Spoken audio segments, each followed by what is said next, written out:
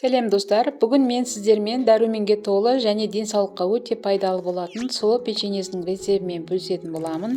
Бұл печеньені қантсыз, майсыз, жұмыртқасыз және ұнсыз дайындайтын боламыз. Дәмі өте керемет болып шығады. Сіздер де менімен бірге жасап көріңіздер.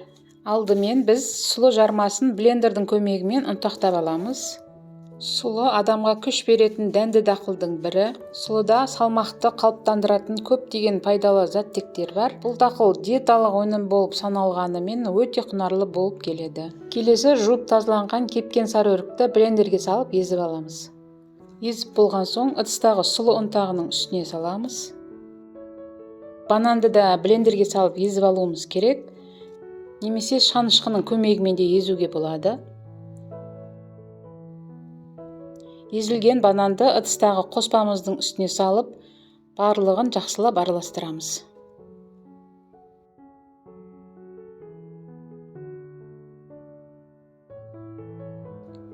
Араластырып болып 10-15 минутқа тындырып қоямыз. Сол кезде сұлы жармасы банан мен сарыөрік езіндісін өзіне сіңіріп, жақсы бөгіп тұрады.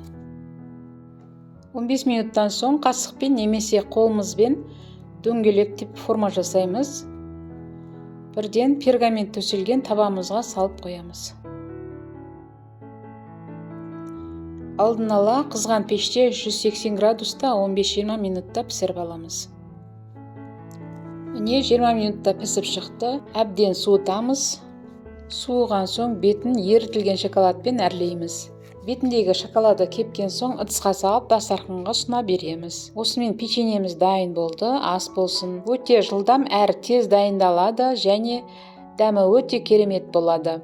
Осы рецептпен сіздер де жасап балаларыңызды қуантыңыздар. Рецепт ұнап жатса, пікірлеріңізді жазып, достарыңызбен бөлісуді ұмытпаңыздар. Және арнаға тіркелмеген болсаңыз, тездетіп тіркеліп алыңыздар. Өйткені алда көптеген қызықты керемет рецепттермен бөлісетін боламын. Сіздермен болған Айнұр, баршаңызға сәттілік.